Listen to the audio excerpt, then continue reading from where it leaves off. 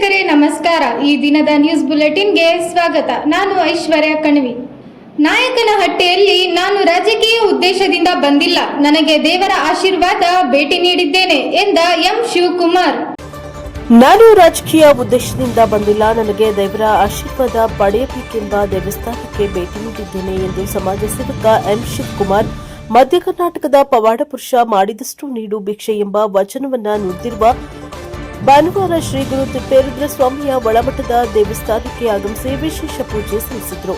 ನಂತರ ಮಲ್ಲೂರಹಳ್ಳಿ ಗ್ರಾಮಕ್ಕೆ ಆಗಮಿಸಿ ಕ್ರಿಕೆಟ್ ಟೂರ್ನಮೆಂಟ್ನಲ್ಲಿ ಭಾಗವಹಿಸಿ ಮಾತನಾಡಿದ ಅವರು, ಯುವಕರು ದುಶ್ಚಟಗಳನ್ನು ಕೈಬಿಟ್ಟು ಕ್ರೀಡೆ ಕಡೆಗೆ ಗಮನ ಹರಿಸಿ ಎಂದು ಮನವಿಯನ್ನ ಮಾಡಿಕೊಂಡರು.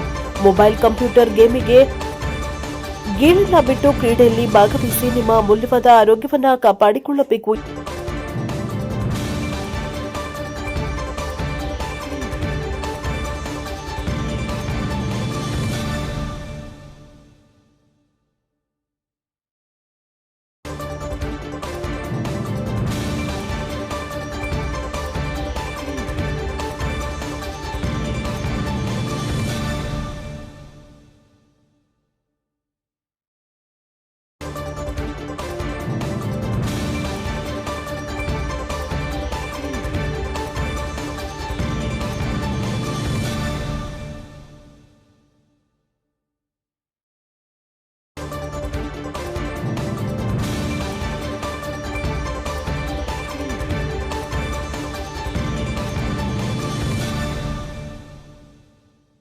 ಮೊಳಕಾಲ್ಮೂರು ಕ್ಷೇತ್ರದಲ್ಲಿ ಅಭಿವೃದ್ಧಿ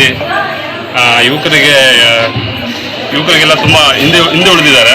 ಇವರಿಗೆಲ್ಲ ಒಳ್ಳೆಯ ಉದ್ದೇಶ ಇಟ್ಕೊಂಡು ಏನಾದರೂ ಮುಂದೆ ಮಾಡಬೇಕು ಅನ್ನೋ ಉದ್ದೇಶ ಇಟ್ಕೊಂಡು ಬಂದಿದ್ದೀವಿ.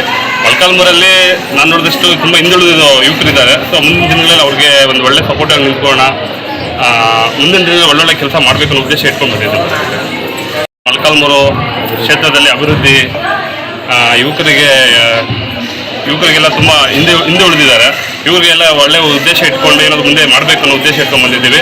ಮೊಳಕಾಲ್ಮೂರಲ್ಲಿ ನಾನು ನೋಡಿದಷ್ಟು ತುಂಬ ಹಿಂದುಳಿದ ಯುವಕರಿದ್ದಾರೆ. ಸೊ ಮುಂದಿನ ದಿನಗಳಲ್ಲಿ ಅವ್ರಿಗೆ ಒಂದು ಒಳ್ಳೆ ಸಪೋರ್ಟಾಗಿ ನಿಂತ್ಕೊಳ್ಳೋಣ, ಮುಂದಿನ ದಿನಗಳಲ್ಲಿ ಒಳ್ಳೊಳ್ಳೆ ಕೆಲಸ ಮಾಡಬೇಕು ಅನ್ನೋ ಉದ್ದೇಶ ಇಟ್ಕೊಂಡು ಬಂದಿದ್ದೀವಿ. ನಮ್ಮ ಲೋಕಲ್ ಲೀಡರ್ಸ್ ಎಲ್ಲ ಇದ್ದಾರೆ. ಮುಂದಿನ ದಿನಗಳಲ್ಲಿ ಅವ್ರು ಯಾವ ಥರ ನೋಡಿ ಅವ್ರ ಥರ ಎಲ್ಲ ಡೈರೆಕ್ಷನ್ ತಗೊಂಡು ಮುಂದಿನ ದಿನಗಳಲ್ಲಿ ಯಾವ ಥರ ಮಾಡಬೇಕಂತ ಹೇಳಿದ್ಮೇಲೆ ಅವ್ರ ಮೇಲೆ ನಾವು ನೆಕ್ಸ್ಟ್ ಡೈರೆಕ್ಷನ್ ತೊಗೊತೀವಿ. ಅದೇನು ಬೇರೆ ನಿರ್ದೇಶನ ಇಲ್ಲ. ತಿಪ್ಪೇರುದ್ರ ಸ್ವಾಮಿ ತುಂಬ ಫೇಮಸ್ ಆಗಿರೋಂಥ ದೇವರಿಗಳು.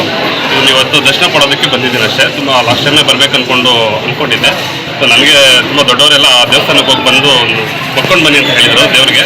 ಇವತ್ತು ಆ ದೇವ್ರು ನೋಡೋದಕ್ಕೆ ಬಂದಿದ್ದೀನಿ ಅಷ್ಟೇ, ಬೇರೆ ಉದ್ದೇಶ ಏನೇನಿಲ್ಲ. ಅಯ್ಯಪ್ಪನ ದರ್ಶನ ಪಡ್ಕೊಂಡು ಇನ್ನು ಮುಂದಿನ ದಿನಗಳಲ್ಲಿ ಜನರು ಏನು ಹೇಳ್ತಾರೋ ಅದ್ರ ಮೇಲೆ ನಾವು ಮುಂದೆ ಹೋಗ್ತೀವಿ. ಜನ ಏನು ಹೇಳ್ತಾರೋ, ಜನ ಏನು ಕೇಳ್ತಾರೋ ಅವರು ಅಭಿಪ್ರಾಯ ತಗೊಂಡು ಮುಂದೆ ಏನು ಮಾಡಬೇಕು ಅನ್ನೋದು ನಿರ್ಧಾರ ಮಾಡ್ತೀವಿ. ಬಿಟ್ಕೊಂಡು ಬಂದಿಲ್ಲ, ನಾನಿಲ್ಲಿ ದೇವ್ರ ದರ್ಶನ ಮಾಡೋಕ್ಕೆ ಬಂದಿದ್ದೀನಿ. ದೇವ್ರ ದರ್ಶನ ತಗೊಂಡೆ ಈಗ ಮುಂದಿನ ದಿನದಲ್ಲಿ ನಾನು ಯೋಚನೆ ಮಾಡ್ತೀನಿ ಯಾವ ಥರ ಹೆಜ್ಜೆ ಇಡಬೇಕು, ಯಾವ ಥರ ಹೋಗಬೇಕು. ಎಲ್ಲ ನಮ್ಮ ಸಂಘಟನೆ ಲೀಡರ್ಸ್ ಎಲ್ಲ ಇದ್ದಾರೆ, ಇನ್ನು ಅವ್ರ ಹತ್ರ ಎಲ್ಲ ಮಾತಾಡಬೇಕು. ಅವರೆಲ್ಲ ಏನು ಹೇಳ್ತಾರೋ ಅವ್ರ ಮಾರ್ಗದರ್ಶನದಲ್ಲಿ ಮುಂದೆ ನಾವು ಹೋಗ್ತಾ ಇರ್ತೀವಿ.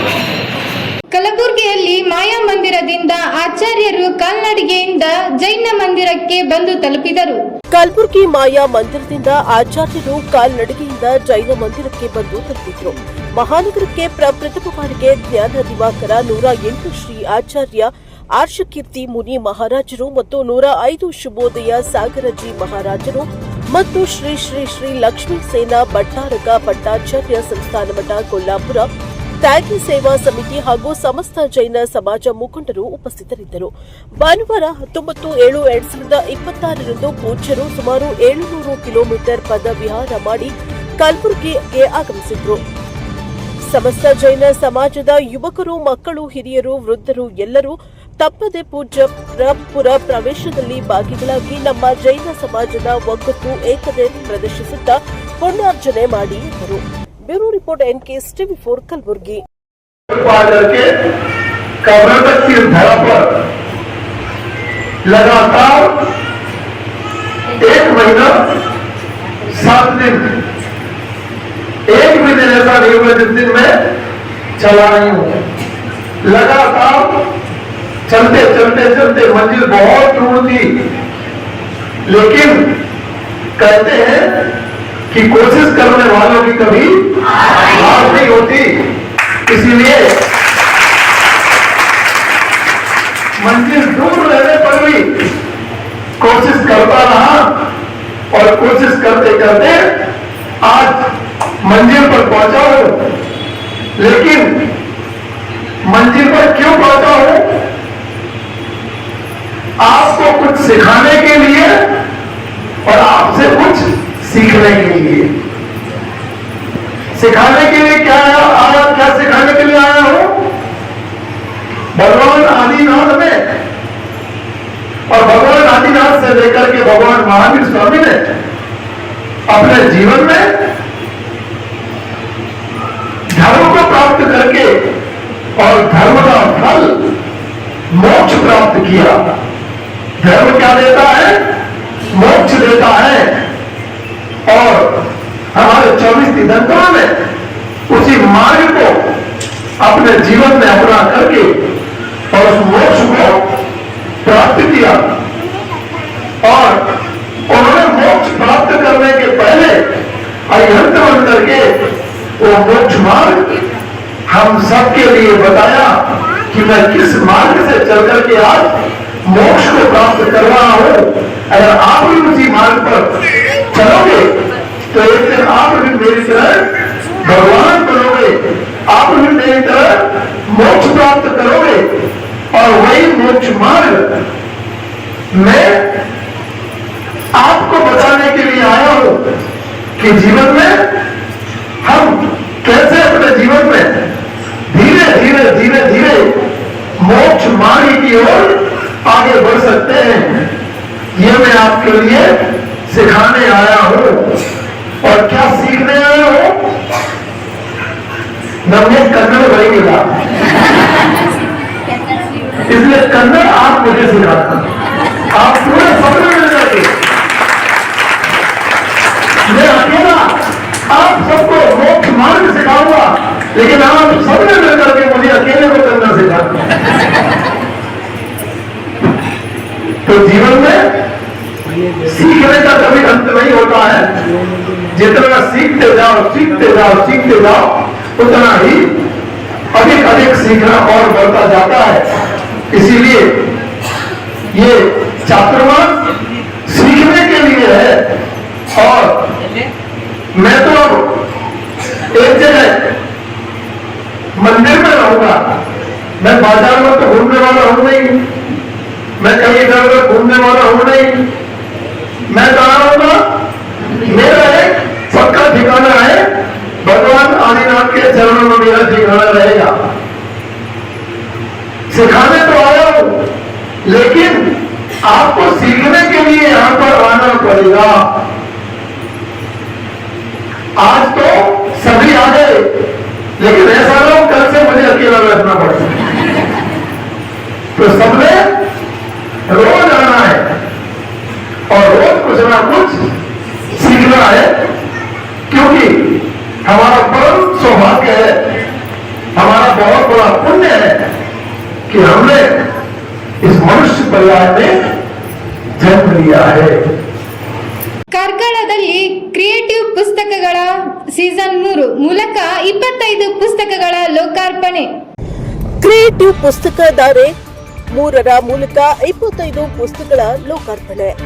ಕ್ರಿಯೇಟಿವ್ ಪುಸ್ತಕ ಮನೆ ವತಿಯಿಂದ ಆಯೋಜಿಸಲಾಗಿರುವ ಕ್ರಿಯೇಟಿವ್ ಪುಸ್ತಕ ಧಾರೆ ಸೀಸನ್ 3 ಮೂಲಕ ಭಾನುವಾರ ಪ್ರಖ್ಯಾತ ಪತ್ರಕರ್ತ ಅಜಿತ್ ಹನುಮಕ್ಕನವರ್, ಕನ್ನಡದ ವಿವಿಧ ಲೇಖಕರ, ಪ್ರಸಿದ್ಧ ಹಾಗೂ ಹಿರಿಯ ಬರಹಗಾರ, ಹೊಸಪಟ್ಟಣ ಖ್ಯಾತ ಶಿಕ್ಷಣ ಸಿದ್ಧಾಂತಿಗಳು ಪಿಯು ಶಾಮೃತ, ಸುಭಾಷಿತ ಸಾಗರ, ಬದುಕಿನ ಕನ್ನಡಿಯಲ್ಲಿ ಭಾವಮುದ್ರೆ, ದೇವಯಾನ, ತರ್ಕಕ್ಕೆ ನಿಂತದ್ದು, ಸಮುದ್ರ ಮಾತಾಡಿತು, ನಿತ್ಯದ ನೋಟಗಳಿಗೆ ನಿರುತ್ತರ, ಅಪ್ಪನ ಅಂಗಡಿ, ಜಿಗುರು ಚಿಗುಡಿದು, ಫೇಸ್ಬುಕ್, ಗೆಲುವಿನ ದಾರಿ, ನದಿಯಂಚಿನ ನಡಿಗೆ, ಚಂದವನ ಕುಡಿದು ತೋದೊಡೆ, ಜಗತ್ತಿನ ಪ್ರಸಿದ್ಧ ಮಕ್ಕಳ ಕಥೆಗಳು, ಮೌನ ಈ ಮಳೆಬಿಲ್ಲು, ನಂಬಿಕೆ, ಗೆಲುವಿನ ಏಣಿ, ಅಂತರಂಗ ಯಾನ, ಮೌಲ್ಯಾಧಾರವಿನ ಹೊಂಬೆಳಕು, ನೀಲಿ, ಒಲವೇ ಹಾಡಾಗಿದೆ, ಸಾಹಿತ್ಯ ವಿಸ್ಮಯ ಹಾಗೂ ರಣರಂಗ ಕೃತಿಗಳು ಸೇರಿದಂತೆ ಒಟ್ಟು 25 ಕನ್ನಡ ಕೃತಿಗಳು ಲೋಕಾರ್ಪಣೆಯನ್ನಗೊಳಿಸಿದ್ರು.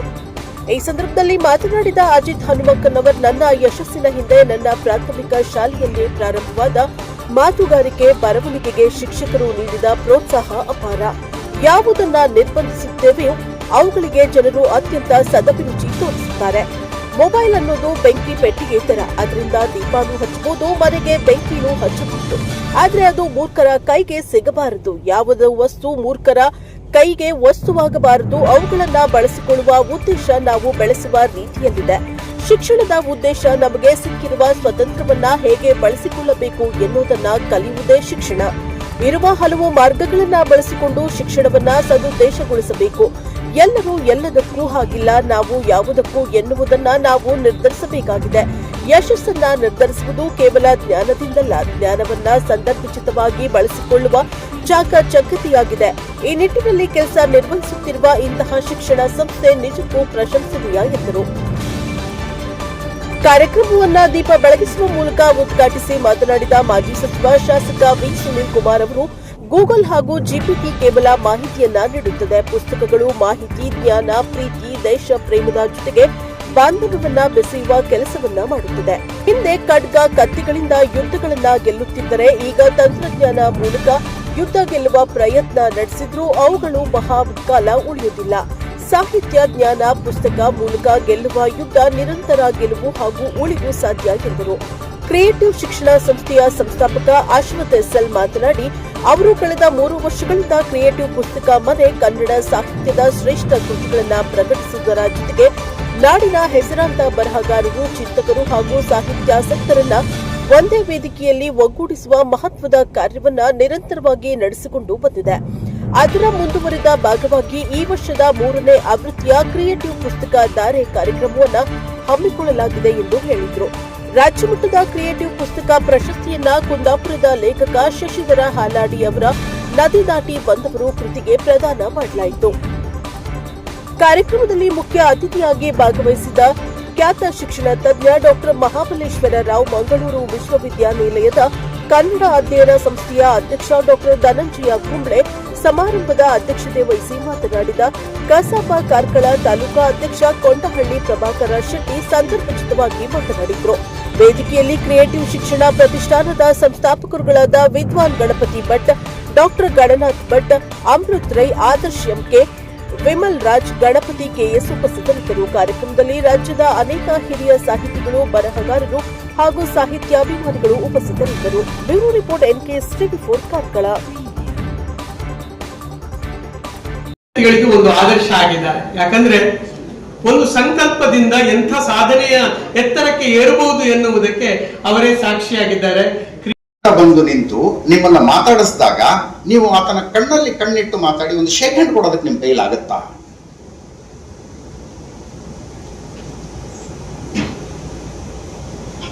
ಯಾರೋ ಅಪರಿಚಿತ ಬಸ್ ಸ್ಟ್ಯಾಂಡ್ ನಲ್ಲಿ ಪಕ್ಕದಲ್ಲಿ ಬಂದು ಕೂತ್ಕೊಂಡಿದ್ದಾನೆ. ಆತ ಒಂದು ವಿಷಯದ ಬಗ್ಗೆ ಮಾತನಾಡಿದಾಗ ಆ ಕಾನ್ವರ್ಸೇಷನ್ 10 ನಿಮಿಷ ಮುಂದುವರಿಸೋದಕ್ಕೆ ನಿಮ್ ಕೈಲಾಗತ್ತಾ? ಆಗೋದಿಲ್ವಾ? ಜೀವನದಲ್ಲಿ ಯಶಸ್ಸು ಅಂತ ಏನ್ ಕರಿತೀವಲ್ಲ ಅದನ್ನು ನಿರ್ಧರಿಸೋದಿದೆಲ್ಲ, ಮತ್ತು ಅದು ಒಂದ್ಸಲ ಬಂತು ಮುಗಿದೋಯ್ತು ಅನ್ನೋದಕ್ಕಾಗೋದಿಲ್ಲ. It needs a consistency. ಅದಕ್ಕೊಂದು ಕನ್ಸಿಸ್ಟೆನ್ಸಿ ಅನ್ನೋದು ಬೇಕು. ನಾನು ತುಂಬಾ ಜನ ಹೇಳ್ತಾರೆ, ನೀವು ಇಷ್ಟೆಲ್ಲ ವಿಷಯ, ಬೇರೆ ಬೇರೆ ವಿಷಯ ಮಾತಾಡ್ತೀರಿ, ಪ್ರತಿ ದಿವಸ 3 ತಾಸು ಲೈವ್ ನಲ್ಲಿ ಮಾತಾಡ್ತೀರಿ, ಇದು ಹೆಂಗಾಗತ್ತೆ? ಓವರ್ ಹೆಡ್ ಟ್ಯಾಂಕ್ ನಲ್ಲಿ ನೀರಿದ್ರೆ ಟಾಪ್ ನಲ್ಲಿ ನೀರು ಬಂದೇ ಬರುತ್ತೆ. ಮನೆ ಮ್ಯಾಲಿನ ಟ್ಯಾಂಕ್ ನಲ್ಲಿ ನೀರಿದ್ರೆ ನೀವು ವಾಶ್ ಬೇಸಿನ್ನಾಗಾರು ತಿರುಗಿಸ್ರಿ, ಬಾತ್ರೂಮ್ ಅಲ್ಲಾರು ತಿರುಗಿಸ್ರಿ, ಟಾಯ್ಲೆಟ್ ಅಲ್ಲಾರು ನಲ್ಲಿ ತಿರುಗಿಸ್ರಿ, ನೀರು ಬರುತ್ತಲ್ಲಿ. ಓವರ್ ಹೆಡ್ ಟ್ಯಾಂಕ್ ಖಾಲಿ ಆದ್ರೆ ಏನ್ ಮಾಡೋದು? ಅದನ್ನ ಖಾಲಿಯಾಗದಂತೆ ನೋಡಿಕೊಳ್ಳಬೇಕಾದ ವೃತ್ತಿಲಿ ನಾನಿದ್ದೀನಿ. ನಿರಂತರವಾಗಿ ನೀರು ಪಂಪ್ ಮಾಡ್ತಾ ಇರಬೇಕು. ಇದು ಪುಸ್ತಕ ಇವತ್ತು ಬಿಡುಗಡೆ ಮಾಡಿದರೆ ಅಂದ್ರೆ ನಮ್ಮ ಕರ್ನಾಟಕದ ಇಂದಿನ ಒಂದು ಸಾಹಿತ್ಯಿಕ, ಸಾಂಸ್ಕೃತಿಕ ಮತ್ತು ಶೈಕ್ಷಣಿಕ ವಾತಾವರಣದಲ್ಲಿ ಒಂದು ಸಣ್ಣ ಪವಾಡ ಅತಿಶಯಕ್ಕೆ ಒಂದು ಅದ್ಭುತವಾದ ಕಾರ್ಯಕ್ರಮ. ಯಾಕೆಂದ್ರೆ ನೀವು ಹಲವು ಕಡಿಮೆ ಆಗ್ತಾ ಇದ್ದಾರೆ ಅಂತ ಈಗ ತಾನೇ ಅದ್ರ ಬಗ್ಗೆ ಚರ್ಚೆ ಆಯ್ತು. ಮತ್ತೆ ಅಜಿತ್ ಹನುಮಕ್ಕನವರು, ಮಹಾಬಲೇಶ್ವರ ರಾವ್ ಮತ್ತು ಸುನೀಲ್ ಕುಮಾರ್ ಅವರು ಸಹ ಅದ್ರ ಬಗ್ಗೆ ಪ್ರಸ್ತಾಪ ಮಾಡಿದ್ರು. ಏನಂದ್ರೆ ಮುಖ್ಯವಾಗಿ ರೀಲ್ಸ್ ನಿಂದಾಗಿ ಪುಸ್ತಕ ಓದುವವರು ಕಡಿಮೆ ಆಗ್ತಾ ಇದ್ದಾರೆ ಅಂತ. ಯಾಕಂದ್ರೆ ಆ ಮೊಬೈಲ್ ಬಿಡಿ ಪುಸ್ತಕ ಹಿಡಿ ಅನ್ನೋ ಒಂದು ಆಶಯದ ಹಿಂಭಾಗದಲ್ಲಿ ರೀಲ್ಸ್ ಹಿಡ್ಕೊಂಡ್ರೆ ಅದೇನೊಂದು ರೀಲ್ಸ್ನವರು, ಫೇಸ್ಬುಕ್ನವರು, ಇನ್ಸ್ಟಾಗ್ರಾಮ್ನವರು ಒಂದು ತಂತ್ರ ಮಾಡಿದ್ದಾರೆ. ಒಂದರಿಂದ ಒಂದು ನೋಡ್ತಾ ಇದ್ರೆ 1 ಗಂಟೆ, 1.5 ಗಂಟೆ, 2 ಗಂಟೆ ನಾನು ಕೆಲವರು ನೋಡಿದ್ದೀನಿ, ರಾತ್ರಿ ಊಟ ಮಾಡಿ ಹಿಡ್ಕೊಂಡು 11:30 12 ಗಂಟೆವರೆಗೆ ನೋಡ್ಬಿಟ್ಟು ಹಂಗೆ ಮಲಗ್ತಾರೆ. ಅಂದ್ರೆ ಇವರೆಲ್ಲರೂ ಯಾವುದೊಂದು ಅಕಸ್ಮಾತ್ ರೀಲ್ಸ್ ಇದ್ದಿದ್ರೆ ಪುಸ್ತಕ ಓದ್ತಿದ್ರು ಎನ್ನುವಂತ ಒಂದು ಸಕಾರಾತ್ಮಕ ಆಶಯದಿಂದಾಗಿ ಈ ತರ ಒಂದು ಬೆಳವಣಿಗೆ ಬಂದಿದೆ. ಆದ್ರೆ ಹಾಗೆ ಈ ಕ್ಷಣದಲ್ಲಿ ಕಳೆದ ಕೆಲವು ವರ್ಷಗಳಿಂದ ಕಾರ್ಕಳದಲ್ಲಿ ನಡೆಯುವಂತಹ ಒಂದು ಸಾಹಿತ್ಯ ಚಟುವಟಿಕೆ ಹೆಚ್ಚು ಕಮ್ಮಿ ಈ ಭಾಗದಲ್ಲಿ ಎಲ್ಲೂ ನಡೀತಾ ಇಲ್ಲ. ಯಾಕಂದ್ರೆ ಪ್ರತಿ ವರ್ಷ 25-30 ಪುಸ್ತಕಗಳನ್ನು ಪ್ರಕಟಿಸುವುದು, 100ಕ್ಕೂ ಹೆಚ್ಚು ಪುಸ್ತಕಗಳನ್ನು ಪ್ರಕಟಿಸಿರುವುದು, 1 ಲಕ್ಷ ಪುಸ್ತಕಗಳನ್ನು ಓದೋರಿಗೆ ತಲುಪಿಸಿರುವುದು, ಇವೆಲ್ಲ ಒಂಥರ ಗ್ರೇಟ್. ಕನ್ನಡಕ್ಕಿಂತ ಇಂಗ್ಲಿಷ್ ಹೇಳಿದ್ರೆ ಚೆನ್ನಾಗಿರುತ್ತೆ. Great achievement. ಕನ್ನಡದ ಪುಸ್ತಕಗಳನ್ನು ಕನ್ನಡ ಓದುಗರಿಗೆ ತಲುಪಿಸ್ತಾ ಇದಾರಲ್ಲ, ಅದಂತೂ ಬಹಳ ವಿಶೇಷ. ತಲೆಯಲ್ಲಿ ಇಂಪ್ರಿಂಟ್ ಆಗ್ಬಿಡ್ತದೆ ನಮ್ಗೇನು ಅಂದ್ರೆ ಯಾವ ಎಕ್ಸಾಮ್ಗೂ ಇರಲಿಲ್ಲ, ಏನಿಲ್ಲ. ಎಕ್ಸಾಮಿಗೆ ಅಂತ ಓದಿದ್ದನ್ನ ಎಕ್ಸಾಮ್ ಬರೋದು ಮುಗಿಸಿ 3 ದಿವಸ ಆದ್ಮೇಲೆ ಕೇಳ್ರಿ ನೋಡೋಣ, ಎಷ್ಟು ಜನರಿಗೆ ನೆನಪಿರುತ್ತೆ? ಇದನ್ನ ಯಾಕೆ ಹೇಳಿದೆ ಅಂದ್ರೆ, ಬೆಟರ್ ಲೇಟ್ ದನ್ ನೆವರ್ ಅಂತಾರೆ. ಸ್ವಲ್ಪ ತಡ ಆದ್ರೂ ಪರವಾಗಿಲ್ಲ. PUC ಯಲ್ಲಿ ಆದರೂ ಇಂಥದ್ದೊಂದು ವಾತಾವರಣಕ್ಕೆ ನಿಮ್ಮನ್ನ ತೆರೆದಿಡುವಂತಹ ಒಂದು ಉತ್ತಮ ವಿದ್ಯಾಸಂಸ್ಥೆಗೆ ನೀವು ಬಂದಿದ್ದೀರಿ. ಅಭಿನಂದನೆಗಳು. ತಂತ್ರಜ್ಞಾನ ಬೇಕು, ತಂತ್ರಜ್ಞಾನ ಬೇಡ ಅನ್ನುವಂತ ಪ್ರಶ್ನೆ. ರಾಜ್ಯ ಸಾಹಿತ್ಯದಿಂದ ಜ್ಞಾನದಿಂದ ಗೆದ್ದಿದೆಯೋ ಅದು ಬಹುಕಾಲ ದೇಶದಲ್ಲಿ ಉಳಿಲಿಕ್ಕೆ ನಮಗೆ ಸಾಧ್ಯ ಆಗುತ್ತೆ. ಇವತ್ತು ಉಪನಿಷತ್ತುಗಳು ಯಾಕೆ ಇವತ್ತು ಇನ್ನೂ ಉಳ್ಕೊಂಡಿದೆ ಅಂತಂದ್ರೆ ಅಲ್ಲಿರುವಂತ ಸಾರಾಂಶದ ಕಾರಣಕ್ಕೆ, ಅಲ್ಲಿರುವಂತ ಸತ್ವದ ಕಾರಣಕ್ಕೆ. ಬಸವಣ್ಣ ಇವತ್ತು ನಮ್ಮ ನಡುವೆ ಇಲ್ಲದೇ ಇರಬಹುದು. ಬಸವಣ್ಣನ ವಚನಗಳು ಇವತ್ತು ಯಾಕೆ ನಮಗೆ ಶಾಶ್ವತ ಕೊಟ್ಟಿದೆ ಅಂತಂದ್ರೆ ಅದರಲ್ಲೊಂದು ಜ್ಞಾನದ ಬೆಳಕಿದೆ ಎನ್ನುವ ಕಾರಣಕ್ಕೆ. ಕುವೆಂಪು ನಮ್ಮ ನಡುವೆ ಇಲ್ಲದೇ ಇರಬಹುದು. ಕುವೆಂಪು ಅವರ ಸಾಹಿತ್ಯ ಇವತ್ತು ನಮಗೆ ಯಾಕೆ ಆಸಕ್ತಿ ಇದೆ ಅಂತ ಕೇಳಿದ್ರೆ ಅದರಲ್ಲೊಂದು ಸಾರಾಂಶ ಇದೆ, ಅದರೊಂದು ಜ್ಞಾನ ಇದೆ ಎನ್ನುವ ಕಾರಣಕ್ಕೆ. ನಮ್ಮ ಜಿಲ್ಲೆಯ ಶಿವರಾಮ್ ಕಾರಂತರ ನಡುವೆ ಇಲ್ಲದೇ ಇರಬಹುದು, ಆದ್ರೆ ಶಿವರಾಮ್ ಕಾರಂತರ ಸಾಹಿತ್ಯ ಇವತ್ತಿಗೂ ಕೂಡ ಪ್ರೇರಣೆಯನ್ನ ಯಾಕೆ ಕೊಡ್ತಾ ಇದೆ ಅಂತ ಕೇಳಿದ್ರೆ ಆ ಪುಸ್ತಕದಲ್ಲಿರುವಂತಹ ಜ್ಞಾನ, ಪುಸ್ತಕದಲ್ಲಿರುವಂತಹ ಮೌಲ್ಯಗಳು ನಮಗೆ ಬಹಳ ದೊಡ್ಡ ಪ್ರಮಾಣದ ಸಂದೇಶವನ್ನ ಇವತ್ತು ಕೊಡ್ತಾ ಇದೆ. ಗೌರವಾನ್ವಿತ ಅಜಿತ್ ಅಹಮದ್ ಅವರೇ, ವೇದಿಕೆಯ ಮೇಲೆ ಉಪಸ್ಥಿತರಿರುವಂತಹ ಡಾಕ್ಟರ್ ಧನಂಜಯ ಕುಂಬಳೆ ಅವರೇ, ಮಹಾಬಲೇಶ್ವರ ಅವರೇ, ಪ್ರಭಾಕರ್ ಶೆಟ್ರೆ, ಕ್ರಿಯೇಟಿವ್ ವಿದ್ಯಾಸಂಸ್ಥೆಯ ಎಲ್ಲ ಸಂಸ್ಥಾಪಕರೇ, ಸಮಾರಂಭದಲ್ಲಿ ಭಾಗವಹಿಸಿರುವಂತಹ ಎಲ್ಲ ಆತ್ಮೀಯ ಬಂಧುಗಳೇ, ವಿದ್ಯಾರ್ಥಿಗಳೇ, ಇವತ್ತು ಪುಸ್ತಕ ಮನೆಯ ಮುಖಾಂತರ ಏಕಕಾಲದಲ್ಲಿ 25 ಕೃತಿಗಳನ್ನ ಬಿಡುಗಡೆ ಮಾಡುವಂತ ಒಂದು ಅಪರೂಪದ ಕಾರ್ಯಕ್ರಮ. ಪ್ರತಿ ವರ್ಷ ಇದೊಂದು ಭಾವನಾತ್ಮಕವಾಗಿ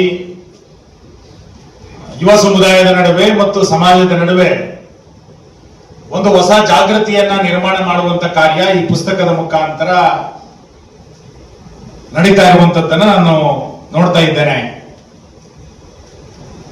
ಇತ್ತೀಚೆಗೆ ತುಂಬಾ ಕಡೆಗಳಲ್ಲಿ ಮಾತಾಡಬೇಕಾದ್ರೆ ಹೇಳ್ತಾರೆ ಓದುಗರ ಸಂಖ್ಯೆ ಕಡಿಮೆ ಆಗಿದೆ, ಓದುಗರು ಬಹಳ ಕಡಿಮೆ ಆಗ್ತಾ ಇದ್ದಾರೆ ಎನ್ನುವಂತ ಮಾತುಗಳ ನಡುವೆ ಒಂದು ಕಾಲೇಜು ಆವರಣದಲ್ಲಿ 25 ಪುಸ್ತಕಗಳನ್ನ ಅನಾವರಣಗೊಳ್ಳುತ್ತೆ ಅಂತಂದ್ರೆ ಎಲ್ಲೋ ಒಂದು ಕಡೆ ಭರವಸೆಗಳು ಬಹಳ ದೊಡ್ಡ ಪ್ರಮಾಣದಲ್ಲಿ ಕ್ರಿಯೇಟಿವ್ ಕಾಲೇಜಿನಿಂದನೇ ಆರಂಭ ಆಗಿದೆ ಅಂತ ಹೇಳಲಿಕ್ಕೆ ಅತ್ಯಂತ ಖುಷಿ ಇದೆ. ಇವತ್ತು ಗ್ರಂಥಾಲಯಗಳ ಸಂಖ್ಯೆಗಳ ಕಡಿಮೆ ಆಗ್ತಾ ಇದೆ, ಓದುಗರ ಸಂಖ್ಯೆ ಕಡಿಮೆ ಆಗ್ತಾ ಇದೆ, ಮೊಬೈಲ್ಗಳ ಹಾವಳಿಗಳು ಜಾಸ್ತಿ ಆಗ್ತಾ ಇದೆ ಎನ್ನುವಂತದರ ನಡುವೆಯೂ ಕೂಡ 25 ಪುಸ್ತಕಗಳನ್ನ ಅನಾವರಣಗೊಳ್ಳುತ್ತೆ. ಪುಸ್ತಕ ಮನೆಯಲ್ಲಿ ಲಕ್ಷಾಂತರ ಪುಸ್ತಕಗಳು ಇವತ್ತಿಗೂ ಕೂಡ ಕಾರ್ಕಳದಂತಹ ಪ್ರದೇಶಗಳಲ್ಲಿ ಖರೀದಿ ಆಗುತ್ತೆ ಅಂತಂದ್ರೆ ಪುಸ್ತಕದ ಬಗ್ಗೆ ಆಸಕ್ತಿ ಇವತ್ತಿನ ಯುವ ಸಮುದಾಯದ ನಡುವೆಯೂ ಕೂಡ ದೊಡ್ಡ ಪ್ರಮಾಣದಲ್ಲಿ ಇದೆ ಅನ್ನುವಂಥದ್ದು ಈ ಕಾರ್ಯಕ್ರಮದ ಆಶಯವೂ ಕೂಡ ಹೌದು. ಮತ್ತು ಪೋಷಕರಿಗೆ ವಿನಂತಿ ಮಾಡೋದೇನು ಅಂತ ಕೇಳಿದ್ರೆ, ನನ್ನ ಮಗ ಪ್ರತಿ ಸೆಮಿಸ್ಟರ್ ನಲ್ಲಿ ಎಷ್ಟು ಅಂಕಗಳನ್ನ ಪಡೆದ ಅಂತ ಕೇಳಿ ಖುಷಿ ಪಡೋದಕ್ಕಿಂತ ಹೆಚ್ಚಾಗಿ ಪ್ರತಿ ತಿಂಗಳು ಯಾವ ಪುಸ್ತಕವನ್ನ ಓದಿದೀವಿ ಅಂತೇಳಿ ಪೋಷಕರು ಮಕ್ಕಳಿಗೆ ಕೇಳಿದಾಗ ಬಹುಶಃ ಮಗು ಇನ್ನಷ್ಟು ಪ್ರಬುದ್ಧನಾಗಿ ಬೆಳೀಲಿಕ್ಕೆ ಇವತ್ತು ಸಾಧ್ಯ ಆಗುತ್ತೆ. ಆ ಪ್ರಯತ್ನವನ್ನು ನಾವು ಮಾಡೋಣ. ಗೂಗಲ್ ಮತ್ತು GPT ನಮಗೆ ಮಾಹಿತಿಯನ್ನ ಮಾತ್ರ ಕೊಡಬಹುದು. ಪುಸ್ತಕ ನಮಗೆ ವ್ಯಕ್ತಿತ್ವವನ್ನು ಕೊಡುತ್ತೆ, ಪುಸ್ತಕ ನಮಗೆ ಮೌಲ್ಯವನ್ನ ಕೊಡುತ್ತೆ, ಪುಸ್ತಕ ನಮಗೆ ಬದುಕನ್ನ ಕೊಡುತ್ತೆ. ಆ ಬದುಕನ್ನ ನಿರ್ಮಾಣ ಮಾಡುವಂತ, ಜ್ಞಾನವನ್ನ ನಿರ್ಮಾಣ ಮಾಡುವಂತ, ಮೌಲ್ಯವನ್ನ ನಿರ್ಮಾಣ ಮಾಡುವಂತ ಪುಸ್ತಕದ ಕಡೆಗೆ ಇವತ್ತಿನ ಸಮುದಾಯ ಹೆಚ್ಚು ಆಕರ್ಷಿತರಾಗಿ ನಾವೆಲ್ಲರೂ ಕೂಡ ಪುಸ್ತಕದ ಮೊರೆಯನ್ನ ಹೋಗೋಣ ಅನ್ನುವಂತ ಮಾತನ್ನ ಹೇಳಿ ಅಂತ ಒಂದು ಒಳ್ಳೆಯ ಕಾರ್ಯವನ್ನ ಈ ಪುಸ್ತಕ ಅನಾವರಣದ ಮುಖಾಂತರ ವಿದ್ಯಾರ್ಥಿಗಳಲ್ಲಿ ಒಂದು ಒಳ್ಳೆಯ ಆಸಕ್ತಿಯನ್ನು ನಿರ್ಮಾಣ ಮಾಡುವಂತ ಕಾರ್ಯವನ್ನ ಕ್ರಿಯೇಟಿವ್ ವಿದ್ಯಾಸಂಸ್ಥೆ ಇವತ್ತು ಮಾಡಿದೆ.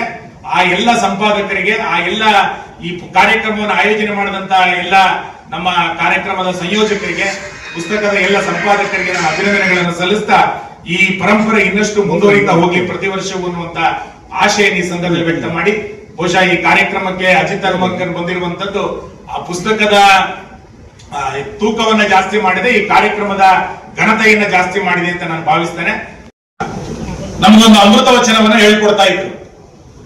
ಪುಸ್ತಕ ಮಾತಾಡುತ್ತೆ ಅನ್ನೋದನ್ನ ನಮ್ಮ ಅಧ್ಯಾಪಕರು ಹೇಳ್ತಾ, ಆ ಪುಸ್ತಕ ಏನನ್ನ ಹೇಳುತ್ತೆ ಅಂತ ಅವರು ಅದನ್ನ ಹೇಳ್ತಾ ಇದ್ರು. ನನ್ನನ್ನ ನೀರಿನಿಂದ ರಕ್ಷಿಸು, ನನ್ನನ್ನ ಎಣ್ಣೆಯಿಂದ ರಕ್ಷಿಸು, ನನ್ನನ್ನು ಶಿಥಿಲವಾಗದಂತೆ ರಕ್ಷಿಸು, ನನ್ನನ್ನು ಮೂರ್ಖರ ಕೈಗೆ ಸಿಗದಂತೆ ರಕ್ಷಿಸು ಅಂತೇಳಿ ಪುಸ್ತಕಗಳು ಮಾತಾಡುತ್ತೆ ಅಂತ ಹೇಳಿಕೊಟ್ಟಿದ್ರು.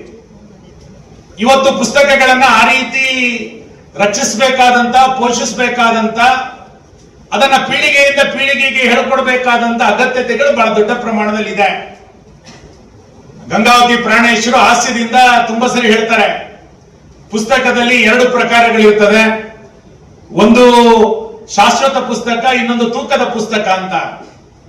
ಆ ರೀತಿ ಇವತ್ತು ಬಿಡುಗಡೆಗೊಂಡಂತ ಎಲ್ಲ ಪುಸ್ತಕಗಳು ಅದು ಶಾಶ್ವತ ಪುಸ್ತಕಗಳಾಗಿ ನಮ್ಮ ಮನಸ್ಸಿನಲ್ಲಿ ಉಳ್ಕೊಳ್ಳುವಂತಾಗಬೇಕು. ಆ ಪುಸ್ತಕ ಇವತ್ತು ಕೇವಲ 25 ಪುಸ್ತಕ ಮಾತ್ರ ಅಲ್ಲ, 25 ಹೊಸ ಬೆಳಕುಗಳನ್ನ ಕ್ರೋಢೀಕರಿಸಿಕೊಟ್ಟಿದೆ ಅಂತ ನಾನು ಅನ್ಕೊಳ್ತೇನೆ. 25 ರೂಪದಲ್ಲಿ ಸಂವಾದಕ್ಕೆ ಅನುವನ್ನ ಮಾಡಿಕೊಟ್ಟಿದೆ ಈ ಪುಸ್ತಕಗಳು ಅಂತ ನಾನು ಅನ್ಕೊಳ್ತೇನೆ. ಆ ರೀತಿ ಪುಸ್ತಕಗಳನ್ನ ಬೆಳೆಸುವಂತ ಕಾರ್ಯವನ್ನ ಇವತ್ತು ಕ್ರಿಯೇಟಿವ್ ಕಾಲೇಜು ಮಾಡ್ತಾ ಇದೆ. ಇಲ್ಲಿ ಕೂತಿರುವಂತಹ ಸಾಕಷ್ಟು ಜನರಿಗೆ ನಾವು ಒಂದೊಂದು ಪುಸ್ತಕಗಳನ್ನು ಓದಿದಾಗ ಒಂದೊಂದು ರೀತಿಯಾದಂತಹ ಅನುಭವಗಳಾಗಿದೆ. ನಾನು ರಾಷ್ಟ್ರೀಯ ವಿಚಾರಗಳಿಗೆ ಆಕರ್ಷಿತನಾಗಿದ್ದು ಯಾವತ್ತು ಅಂತ ಕೇಳಿದ್ರೆ, ಸಾವರ್ಕರ್ ಅವರ ಪುಸ್ತಕವನ್ನು ಓದಿದ ನಂತರ, ಶಿವಾಜಿಯ ಪುಸ್ತಕವನ್ನು ಓದಿದ ನಂತರ ರಾಷ್ಟ್ರೀಯತೆಯ ವಿಚಾರಗಳಲ್ಲಿ ಆಸಕ್ತಿಯನ್ನು ಮೂಡಿಸಿಕೊಳ್ಳುವಂತ ಪ್ರಯತ್ನಗಳು ಆ 2 ಪುಸ್ತಕಗಳನ್ನು ಓದಿದ ನಂತರ ಗೊತ್ತಾಯಿತು. ಅಂದ್ರೆ ಒಂದೊಂದು ಪುಸ್ತಕಗಳು ಒಬ್ಬೊಬ್ಬ ವ್ಯಕ್ತಿಗೆ ಒಂದೊಂದು ರೀತಿಯಾದಂತಹ ಅನುಭವದ ಆಳವನ್ನು ಕೊಡ್ತಾ ಆತನ ಬದುಕನ್ನು ರೂಪಿಸುವಂತದ್ದನ್ನ ನಾವು ಕಾಣ್ತಾ ಇದ್ದೇವೆ. ChatGPT ಇಂದ ಬದುಕು ರೂಪಿತಗೊಂಡಿದೆ, ಗೂಗಲ್ ನಿಂದ ಬಹಳ ದೊಡ್ಡ ಅನುಭವ ಸಿಕ್ಕಿ ಒಂದು ಪರಿವರ್ತನೆ ಆಗಿದೆ ಎನ್ನುವಂತ ವ್ಯಕ್ತಿಗಳ ಸಂಖ್ಯೆ ಕಡಿಮೆ. ಆದ್ರೆ ಪುಸ್ತಕದ ಅನುಭವದಿಂದ ಜೀವನವನ್ನು ರೂಪಿಸಿಕೊಂಡಂತವರ ಸಂಖ್ಯೆಗಳು ಬಹಳ ದೊಡ್ಡ ಪ್ರಮಾಣದಲ್ಲಿ ಇವತ್ತಿರುವಂತ ಸಂದರ್ಭದಲ್ಲಿ ಪುಸ್ತಕವನ್ನ ಓದುವಂತ ಅಭ್ಯಾಸವನ್ನ ಇವತ್ತಿನ ಸಮುದಾಯ ಬೆಳೆಸಿಕೊಳ್ಬೇಕಾಗಿರುವಂತದ್ದು ಬಹಳ ಅಗತ್ಯ ಇದೆ ಅಂತ ನಾನು ಅನ್ಕೊಳ್ತೇನೆ. ಮಾತನಾಡಿದವರು ಮತ್ತು ಇನ್ನು ಮುಂದೆ ಮಾತನಾಡಬಹುದಾದವರಿಗಿಂತ ಸ್ವಲ್ಪ ವಿಭಿನ್ನವಾದ ಒಂದು ಯೋಚನೆ ನಂದಿದೆ. ಪುಸ್ತಕ ಓದೋದು ಅನ್ನೋದಿದೆಯಲ್ಲ, ಜ್ಞಾನ, ಹೊಸ ವಿಚಾರ, ಮನರಂಜನೆಗಳನ್ನ ಪಡೆಯುವುದಕ್ಕಿರುವಂತಹ ಅತ್ಯಂತ ಪುರಾತನ ಮಾರ್ಗ. ಅದು ಏಕೈಕ ಮಾರ್ಗ ಅಲ್ಲ. ಇವತ್ತಿನ ಕಾಲದಲ್ಲಿ ಅಂಥ ಮಾರ್ಗಗಳು ಹಲವು ತೆರೆದುಕೊಂಡಿದ್ದಾವೆ. ಆ ಜನರೇಷನ್ ನಲ್ಲಿ ನೀವು ಬದುಕ್ತಾ ಇದ್ದೀರಿ. ನನಗಿಲ್ಲಿ VT ಪ್ಲೇ ಮಾಡುವಾಗ ತೋರಿಸಿದ ಒಂದು ವಾಕ್ಯದ ಬಗ್ಗೆ ಮಾತಾಡಬೇಕು ಅನ್ನಿಸ್ತು. ಮೊಬೈಲ್ ಬಿಡಿ, ಪುಸ್ತಕ ಹಿಡಿ ಅಂತ. ಯಾವುದನ್ನು ಬಿಡಿ ಅನ್ನಬಾರದು ಜಗತ್ತಿನಲ್ಲಿ. ಯಾವುದನ್ನು ಬಿಡಬೇಕಂತ ಹೋಗ್ತೀವಲ್ಲ,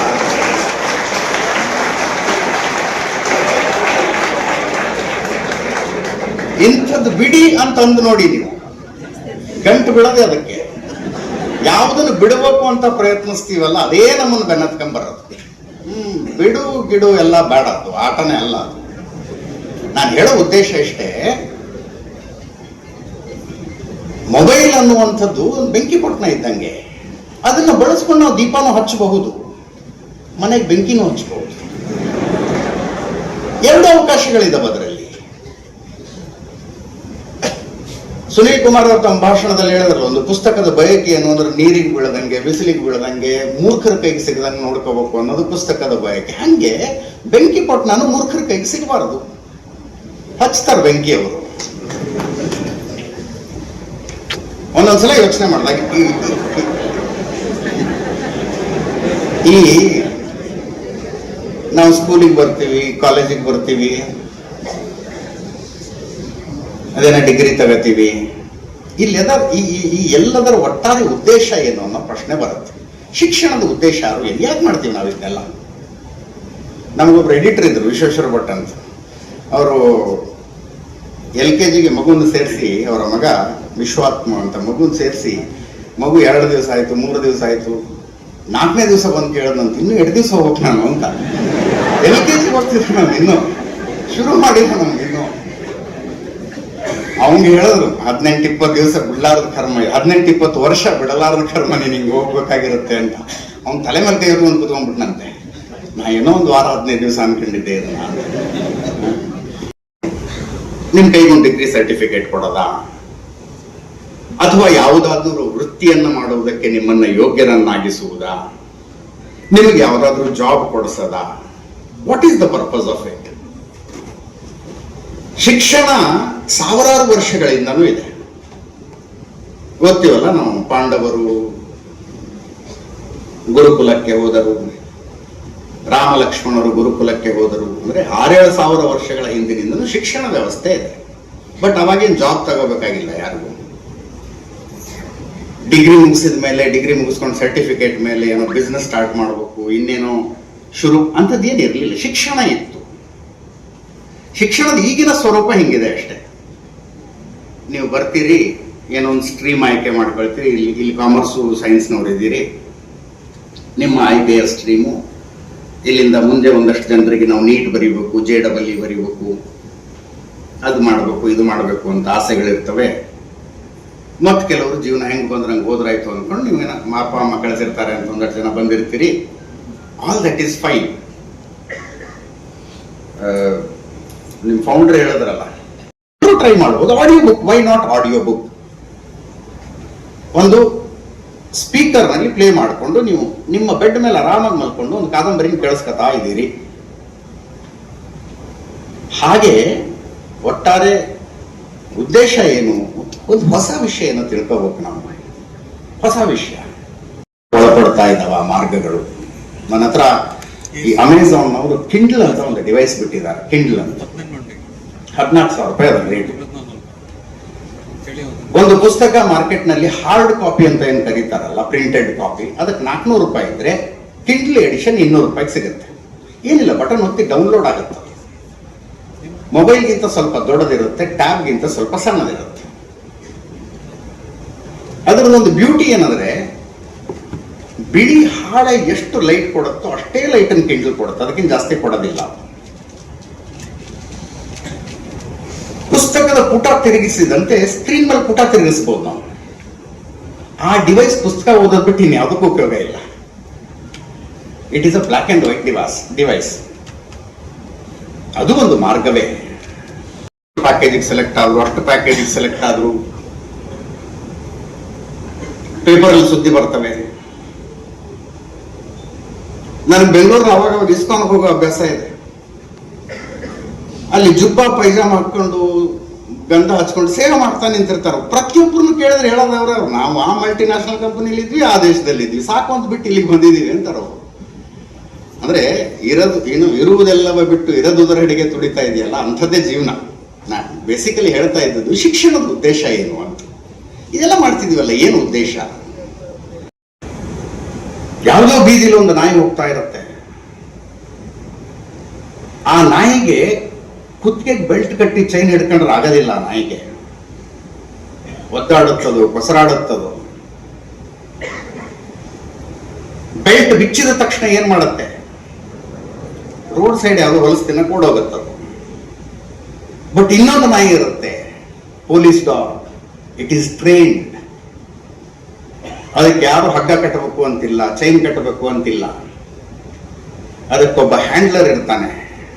ಹ್ಯಾಂಡ್ಲರ್ ಹೋದಲ್ಲಿ ಹೋಗುತ್ತೆ, ಹ್ಯಾಂಡ್ಲರ್ ಬಂದಲ್ಲಿ ಬರುತ್ತೆ, ಹ್ಯಾಂಡ್ಲರ್ ಕೂತ್ಕೊಂಡ್ರೆ ಕೂತ್ಕೊಳ್ಳುತ್ತೆ, ನಿಂತ್ಕೊಂಡ್ರೆ ನಿಂತ್ಕೊಳ್ಳುತ್ತೆ. It is trained. ಅದಕ್ಕೊಂದು ಶಿಕ್ಷಣ ಸಿಕ್ಕಿದೆ.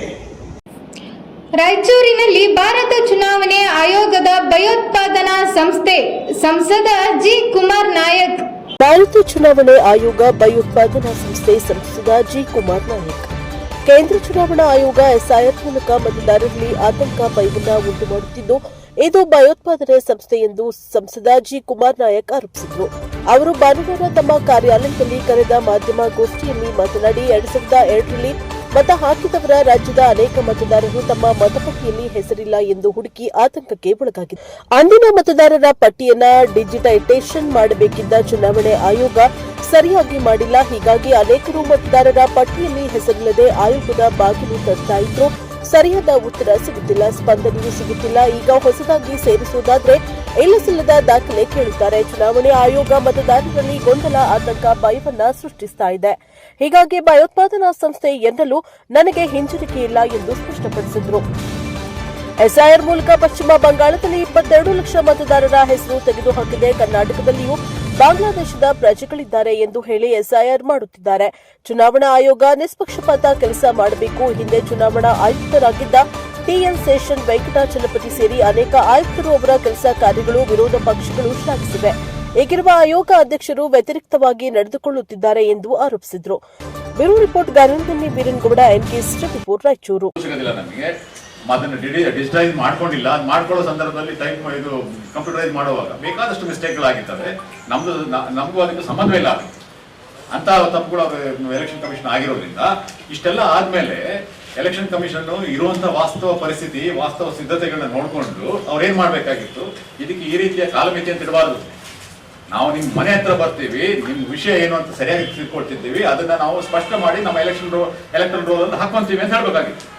ಅದು ಬಿಟ್ಟು ನಮಗೊಂದು ಡೇಟ್ ಕೊಟ್ಬಿಟ್ಟು ಈ ಡೇಟಲ್ಲಿ ನೀವು ಹಾಕ್ತೇ ಹೋದ್ರೆ ನೀವು ಭಾರತೀಯ ನಾಗರಿಕರಲ್ಲ ನಮ್ಮ ಮಟ್ಟಕ್ಕೆ ಜನಕ್ಕೆ ಭಯ ಹುಟ್ಟಿಸಿದ್ರೆ ಭಯೋತ್ಪಾದಕ ಸಂಸ್ಥೆ ಅಂತ ಕರಿಬೇಕೆ ಹೊರತು ಇನ್ನೇನು ಪದಗಳನ್ನ ದೋಷ ಬೆಳಗ್ಗೆ ಯೋಚನೆ ಮಾಡ್ತೀನಿ ಏನಂತ ಹೇಳ್ಬೇಕು ಅವ್ರಿಗೆ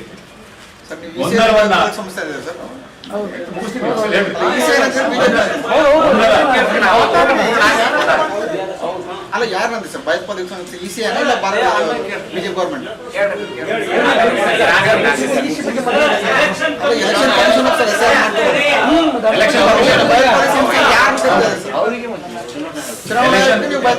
ಎಲೆಕ್ಷನ್ ಕಮಿಷನ್ ಸರಿಯಾಗಿ ಸಿದ್ಧತೆ ಮಾಡ್ಕೊಳ್ತೇನೆ ಅರ್ಧಂಬರ್ಧ ಮಾಡ್ತಿರೋದ್ರಿಂದ ಮತ್ತು ಒಂದು ಕಾಲಮಿತಿಯನ್ನ ಇಟ್ಟಿರೋದ್ರಿಂದ ಎಲ್ಲರಿಗೂ ಗೊಂದಲ ಆಗ್ತಾ ಇದೆ, ಎಲ್ಲರಿಗೂ ಆತಂಕ ಆಗ್ತಾ ಇದೆ.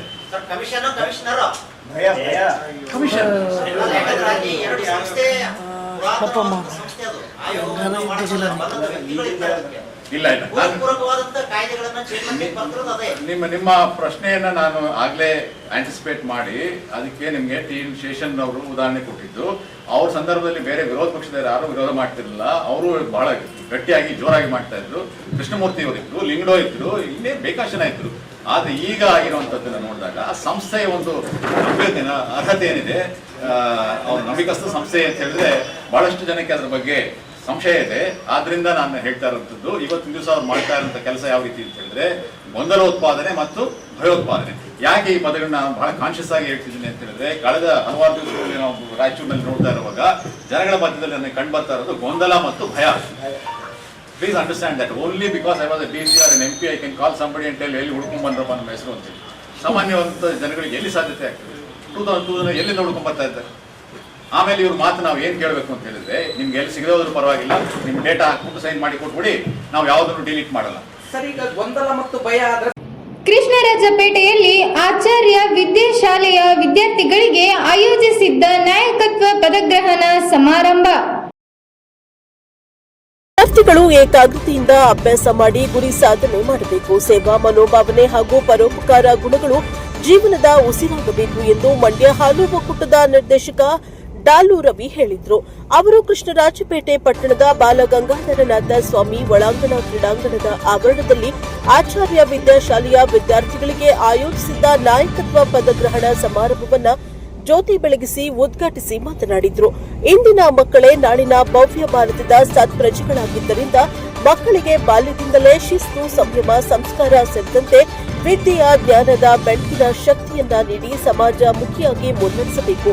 ಸಾಮಾಜಿಕ ಅಸಮಾನತೆಗಳು ಮತ್ತು ಕಟ್ಟುಪಾಡುಗಳನ್ನು ನಿರ್ಮೂಲನೆ ಮಾಡಿ ಆರೋಗ್ಯವಂತ ಸಮಾಜವನ್ನ ನಿರ್ಮಾಣ ಮಾಡುವ ಶಕ್ತಿಯು ಶಿಕ್ಷಣದ ಸಂಸ್ಕಾರಕ್ಕೆ ಇರುವುದರಿಂದ ಮಕ್ಕಳನ್ನ ಕಡ್ಡಾಯವಾಗಿ ಶಾಲೆಗೆ ಕಳಿಸಿ ಶಿಕ್ಷಣವನ್ನ ಕಲಿತು ಸಾಧನೆ ಮಾಡುವಂತೆ ಪೋಷಕರು ಬೆನ್ನು ತಟ್ಟಿ ಪ್ರೋತ್ಸಾಹಿಸಬೇಕು.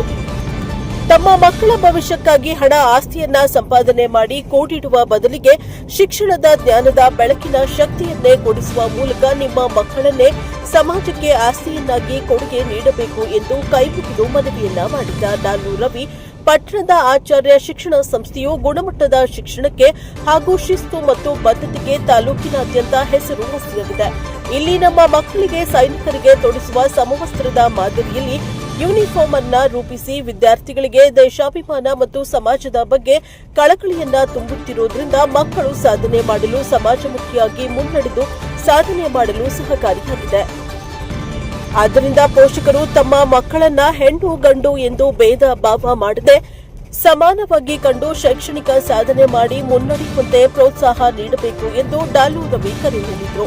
ಕಾರ್ಯಕ್ರಮದಲ್ಲಿ ವಿಶೇಷ ಆಹ್ವಾನಿತರಾಗಿ ಭಾಗವಹಿಸಿದ್ದ ಕ್ಷೇತ್ರ ಶಿಕ್ಷಣಾಧಿಕಾರಿ ತಿಮ್ಮೇಗೌಡ ಮಾತನಾಡಿ, ವಿದ್ಯಾರ್ಥಿಗಳು ತಮ್ಮ ಮನಸ್ಸನ್ನ ಅಲ್ಲಿಂದಲ್ಲಿ ಹರಿಯಬಿಡದೆ ತಲೆ ಬಗ್ಗಿಸಿ ಪಾಠ ಪ್ರವಚನಗಳನ್ನು ಓದಿ ಏಕಾಗ್ರತೆಯಿಂದ ಮನನ ಮಾಡಿಕೊಂಡರೆ ಮುಂದಿನ ದಿನಗಳಲ್ಲಿ ತಲೆ ಎತ್ತಿ ಶಿಸ್ತುಬದ್ಧ ಜೀವನ ನಡೆಸಲು ಶಿಕ್ಷಣವು ದಾರಿದೀಪವಾಗಿ ಸಹಕಾರಿಯಾಗಿರಲಿದೆ. ಶಿಕ್ಷಣದ ಜ್ಞಾನವು ಸಾಧಕರ ಸ್ವತ್ತೇ ಹೊರತು ಸೋಮಾರಿಗಳ ಸ್ವತ್ತಲ್ಲವಾದ್ದರಿಂದ ವಿದ್ಯಾರ್ಥಿಗಳು mobile phone, mobile game, Facebook, WhatsApp ಎಂದು ತಮ್ಮ ಅಮೂಲ್ಯವಾದ ಸಮಯವನ್ನ ಕಾಲಹರಣ ಮಾಡದೆ ಶ್ರದ್ಧಾ ಭಕ್ತಿಯಿಂದ ವ್ಯಾಸಂಗ ಮಾಡಿ ಸಾಧನೆ ಮಾಡಬೇಕು. ಗುರು ಹಿರಿಯರು ಹಾಗೂ ತಂದೆ ತಾಯಿಗಳಿಗೆ ಕೀರ್ತಿ ತರಬೇಕು ಎಂದು ಕಿವಿಮಾತು ಹೇಳಿದರು. ನಾಡಿನ ಖ್ಯಾತ ಚಲನಚಿತ್ರ ಹಾಗೂ ಕಿರುತೆರೆ ನಟರಾದ ಅರವಿಂದ ರಾವ್ ಕಾರ್ಯಕ್ರಮದಲ್ಲಿ ಭಾಗವಹಿಸಿ ಮಾತನಾಡಿ, ಆಚಾರ್ಯ ಶಿಕ್ಷಣ ಸಂಸ್ಥೆಯು ಗುಣಮಟ್ಟದ ಶಿಕ್ಷಣಕ್ಕೆ ಮಂಡ್ಯ ಜಿಲ್ಲೆಯಲ್ಲೇ ಹೆಸರುವಾಸಿಯಾಗಿದ್ದು, ಗ್ರಾಮೀಣ ಪ್ರದೇಶದ ವಿದ್ಯಾರ್ಥಿಗಳಿಗೆ ಗುಣಮಟ್ಟದ ಶಿಕ್ಷಣವನ್ನ ನೀಡಲು ಬೇಕಾದ ಶೈಕ್ಷಣಿಕ ವಾತಾವರಣವನ್ನ ನಿರ್ಮಿಸಿ ಶಿಕ್ಷಕರನ್ನ ನಿಯೋಜಿಸಿಕೊಂಡು ಮಕ್ಕಳ ಶೈಕ್ಷಣಿಕ ಸಾಧನೆಯನ್ನ ಕಂಡು ಸಂಭ್ರಮಿಸುವ ಜೊತೆಗೆ ಮಕ್ಕಳಿಗೆ ಉಜ್ವಲವಾದ ಭವಿಷ್ಯವನ್ನ ನೀಡಲು ಎಲ್ಲಾ ಪ್ರಯತ್ನವನ್ನ ಮಾಡುತ್ತಿದೆ. ಮಕ್ಕಳು ತಮ್ಮ ಕಲಿಕೆಯ ಅವಧಿಯಲ್ಲಿ ವ್ಯರ್ಥವಾಗಿ ಕಾಲಹರಣ ಮಾಡದೆ ಏಕಾಗ್ರತೆಯಿಂದ ಇಷ್ಟಪಟ್ಟು ಶಾಲೆಯ ಪಾಠ ಪ್ರವಚನಗಳು ಸೇರಿದಂತೆ ದಿನಪತ್ರಿಕೆಗಳನ್ನು ಓದುವ ಮೂಲಕ ಜ್ಞಾನವನ್ನ ತಿಳಿದುಕೊಂಡು ಸಾಧನೆ ಮಾಡಬೇಕು ಎಂದು ಮನವಿಯನ್ನ ಮಾಡಿದರು. ಮಂಡ್ಯ ಜಿಲ್ಲಾ ಕೇಂದ್ರ ಸಹಕಾರ ಬ್ಯಾಂಕಿನ ನಿರ್ದೇಶಕ ಶೀಲನೆರೆ ಅಂಬರೀಶ್ ಶಾಲಾ ವಿದ್ಯಾರ್ಥಿಗಳಿಗೆ ನಾಯಕತ್ವ ಪದಗ್ರಹಣ ಬೋಧನೆ ಮಾಡಿ ಮಾತನಾಡಿ, ಇಂದಿನ ಮಕ್ಕಳೇ ನಾಳಿನ ಭವ್ಯ ಭಾರತದ ಶಿಲ್ಪಿಗಳಾಗಿದ್ದು, ಶಿಕ್ಷಣದ ಜ್ಞಾನದ ಬೆಳಕಿನ ಶಕ್ತಿಯು ಯಾರಿಂದಲೂ ಕದಿಯಲಾಗದ ಆಸ್ತಿಯಾಗಿರುವುದರಿಂದ ಮಕ್ಕಳು ಏಕಾಗ್ರತೆಯಿಂದ ಅಭ್ಯಾಸ ಮಾಡಿ ತಾವು ಕಲಿತ ಪಾಠ ಪ್ರವಚನಗಳನ್ನು ಚೆನ್ನಾಗಿ ಅರ್ಥ ಮಾಡಿಕೊಂಡು ಆತ್ಮವಿಶ್ವಾಸದಿಂದ ಪರೀಕ್ಷೆಯನ್ನ ಎದುರಿಸಿ ಸಾಧಕರಾಗಿ ಹೊರಹೊಮ್ಮಬೇಕು. ತಾವು ಹುಟ್ಟಿದ ಮಣ್ಣಿನ ಋಣವನ್ನ ತೀರಿಸಲು ಸಂಕಲ್ಪ ಮಾಡಿ ವಿದ್ಯಾಭ್ಯಾಸ ಮಾಡಬೇಕು ಎಂದು ಅಂಬರೀಶ್ ಕರೆ ನೀಡಿದರು. ಕಾರ್ಯಕ್ರಮದಲ್ಲಿ ಮಹಿಳಾ ಹೋರಾಟಗಾರ್ತಿ ಸುಕನ್ಯಾ ಗೋಪಾಲರಾವ್, ಸಮಾಜ ಸೇವಕಿ ವೀಣಾ ಅರವಿಂದ್, ಶಾಲೆಯ ಆಡಳಿತಾಧಿಕಾರಿ ಕೆಎಸ್ ನಾಗೇಶ್ ಬಾಬು, ಶಾಲೆಯ ಪ್ರಾಂಶುಪಾಲೆ ಹೂದಾ ಫಾತಿಮಾ ಡೆಲ್ವಿ, ಶಾಲಾ ಮುಖ್ಯಸ್ಥ ನದೀಂ ಸೇರಿದಂತೆ ಮಕ್ಕಳ ಪೋಷಕರು ಭಾಗವಹಿಸಿದ್ರು. ಶಾಲಾ ಮಕ್ಕಳು ನೀಡಿದ ಸಾಂಸ್ಕೃತಿಕ ಕಾರ್ಯಕ್ರಮಗಳು ಹಾಗೂ ಆಕರ್ಷಕ ಪಥ ಸಂಚಲನವು ಸಾರ್ವಜನಿಕರ ಗಮನ ಸೆಳೆಯಿತು. Bureau report doctor KR Neelakantha, NPS TV 4, Krishnarajpet. ಇಲ್ಲಿ ನಾಯಕರು ಬಹಳ ಮುಖ್ಯ ಆಗ್ತಾರೆ. ಕಮ್ಯುನಿಸ್ಟ್ ರೀತಿ ಆಗೋದಿಲ್ಲ. ಪ್ರಜಾಪ್ರಭುತ್ವದಲ್ಲಿ ಪ್ರಜೆಗಳಿಂದ ಪ್ರಜೆಗಳಿಗಾಗಿ ಪ್ರಜೆಗಳಿಗೋಸ್ಕರ ಆಯ್ಕೆ ಆಗ್ತಕ್ಕಂಥ ನಾಯಕರು ಬಹಳ ಮುಖ್ಯ. ಸೊ ಆ ನಾಯಕತ್ವ ಗುಣವನ್ನ ನಮ್ಮ ಶಾಲಾ ಶಿಕ್ಷಣದಿಂದಲೇ ಪ್ರಾರಂಭಿಸತಕ್ಕಂಥದ್ದು. ಆ ಮಕ್ಕಳಲ್ಲಿ ಒಂದು ಒಳ್ಳೆ ನಾಯಕತ್ವನ ಗುಣ ಬೆಳೆಸಿದೆ ಅವರನ್ನು ಆಯ್ಕೆ ಮಾಡಿ ನಮ್ಮ ಪ್ರಜಾಪ್ರಭುತ್ವದ ಒಂದು ಕುಡಿ ಇಲ್ಲೇ ಬೆಳೆ ಹಾಗೆ ಮಾಡತಕ್ಕಂಥ ಒಂದು ಪ್ರಯತ್ನ ಮಾಡಿದೆ. ನಮ್ಮ ಅರವಿಂದರ ಅಧ್ಯಕ್ಷರೇ ಹೀಗಾಗಿ ನಮ್ಮ ಉದಾಹರಣೆ ಮತ್ತು ನಾಗೇಶ್ ಅವರು ಅವರ ಟೀಮ್ ಏನಿದೆ ಶಾಲೆ ತುಂಬಾ ಚೆನ್ನಾಗಿ ಮಾಡ್ಕೊಳ್ತಾರೆ ಶಾಲೆಯನ್ನು. ಯಾಕೆಂದ್ರೆ ಕಾಲದಲ್ಲಿ ಎಲ್ಲ ಶಾಲೆಗಳಲ್ಲೂ ಅಗ್ನಿಶ ಕರ್ನಾಟಕದಲ್ಲಿ ಅಗ್ನಿ ಶಾಲೆ ಸೇರಿಸಿ, ಆದ್ರೆ ಆಚಾರ್ಯ ಶಾಲೆ ಮಾತ್ರ ಅದಕ್ಕೆ ತಿಳಿದು ಹೋಗಿದೆ. ಅಂದ್ರೆ ಅಗ್ನಿಶನ್ ಜಾಸ್ತಿ ಇದೆ ಕಳೆದ ವರ್ಷ ಹೌದಾ? ನಾವು ಇನ್ನೂ ಜಾಸ್ತಿ ಆಗ್ಬೇಕು. ಇದು ಸಹಜ, ನಿರೀಕ್ಷೆ ಇದೆ. ಆದ್ರೆ ನಾನು ನಂಬಿದ್ದಾರೆ 10% ಕಡಿಮೆ. ಅದೇ ಅವರ ನಾಯಕತ್ವ ಚೆನ್ನಾಗಿದೆ. ಅದೇ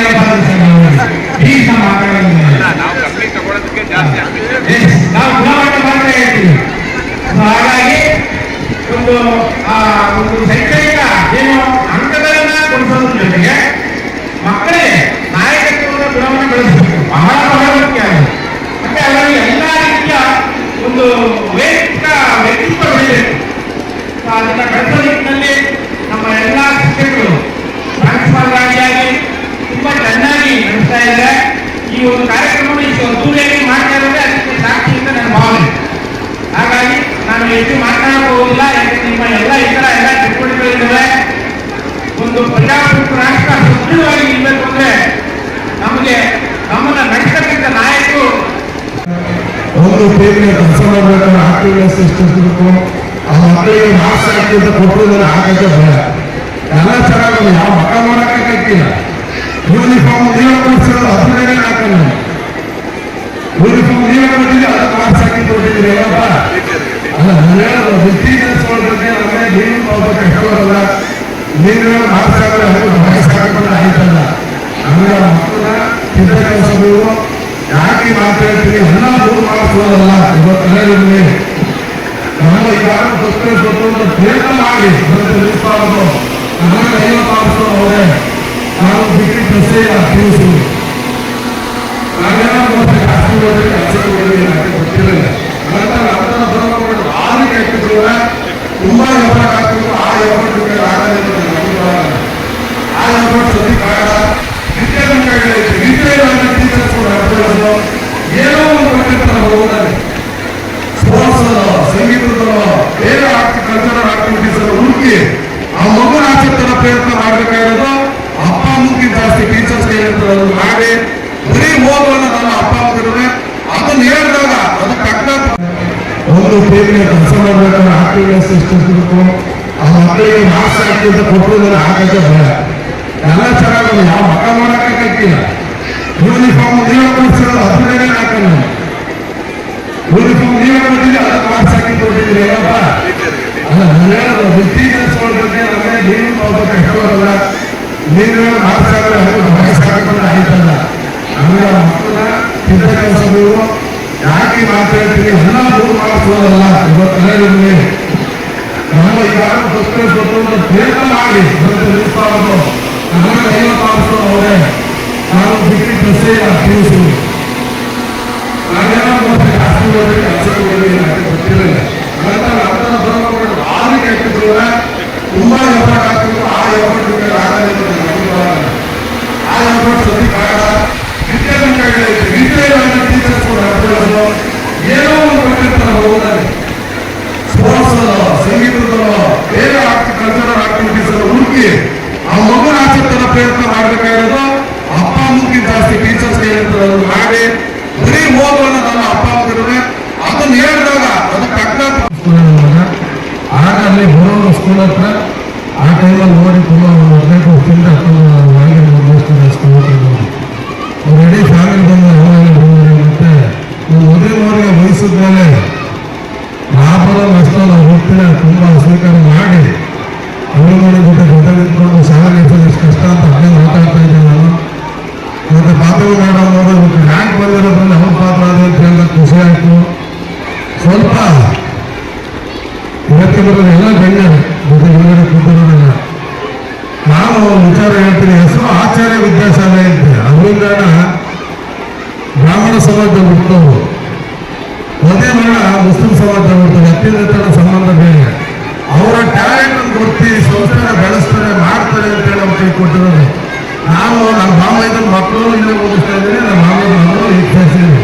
ಸ್ಕೂಲ್ ಆಫ್ ಇಂಡಿಯನ್ ನಮ್ಮ ಗಲಾಟೆ ಮಾಡೋದು ಅಂತ ಯಾಕೆ ಮಾತಾಡ್ತಾ ಇದ್ದೀನಿ. ನನ್ನ ಕಿವಿಗೆ ಬಿದ್ದಂತ ಪದ ಇದು.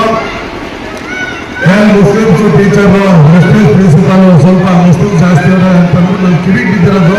ಅದು ಕೆಟ್ಟ ಮಾತುಗಳು. ವಿದ್ಯೆ ಅನ್ನೋದೊಂದು ಕಲೆ. ನೀವು ಓದೋದು ನಾವು ತಗೊಂಡಿದ್ದು 50% ತಗೊಂಡಿಲ್ಲ. ನಮ್ಮ ಅಪೋಸಿಷನ್ ಆ ವಿದ್ಯೆ ಏನಾದ್ರು ಹುಡುಕಿ ಇವತ್ತು ರಾಜ್ಯದಲ್ಲಿ 3ನೇ ಸ್ಥಾನ, ಜಿಲ್ಲೆಯಲ್ಲಿ 1ನೇ ಸ್ಥಾನ ಬಂದಿರೋ ಶಾಲೆ ಅಂತ ಹೇಳಿದಾಗ ಖುಷಿಯಾದ ವಿಚಾರ. ಇವತ್ತೆಲ್ಲ ಬಂದಿದ್ದೀನಿ. ಇವತ್ತು ಮುಂದ್ಗಡೆ ಪೇರೆಂಟ್ಸ್ ಕೂರಿಸ್ಬಿಟ್ಟು ಹಿಂದ್ಗಡೆ ಮಕ್ಕಳು ನಿಲ್ಲಿಸ್ಬಿಟ್ಟು ಮೂವ್ಮೆಂಟ್ ಕೊಟ್ಟರು. ಆ ಮಕ್ಕಳು ಮಾರ್ಕ್ಸ್ ಮಾಡಿದ್ದಾರೆ. ಅವ್ರ ಅಪ್ಪನ ಪ್ರೀತಿ ಆ ಮಕ್ಕಳ ಬರ ಅಂತ ಗೌರವ ನಮ್ಮ ಮಕ್ಕಳಿಂದ ಸಿಕ್ಕು, ನಮ್ಮ ಮಣ್ಣಿಂದ ಸಿಕ್ಕು ಅನ್ನೋ ಬೆಲೆ ಬೇರೆ. ಇದ್ರ ಕಡೆ ಗಮನ ಕೊಡಿ. ಯಾವ ಹೇಳಿದ್ರು ಜಾತಿ ವಿಷಯದ ತಲೆಗೆ ಹಾಕಬೇಡಿ.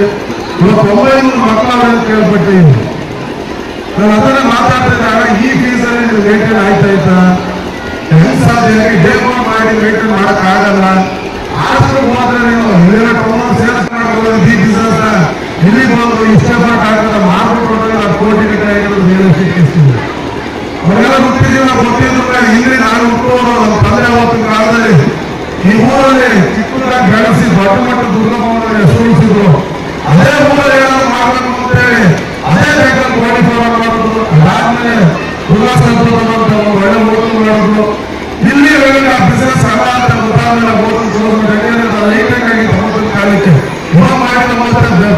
ಪ್ರೈವೇಟ್ ಹೋದ್ರು ಆ ಲೆವೆಲ್ ಧಾರವಾಡ ಇದು ಮಾಡಿ ಮೊದಲು ಹೋದ್ರು ನಾನು ಹೋದ್ರು ಅವತ್ತು ಹೇಳಿದ್ರೆ ಶಾಖೆ ಜಾಸ್ತಿ ಕಾಸು ಇರಬೇಕು ಅಂತ ಗೊತ್ತಿಲ್ಲ.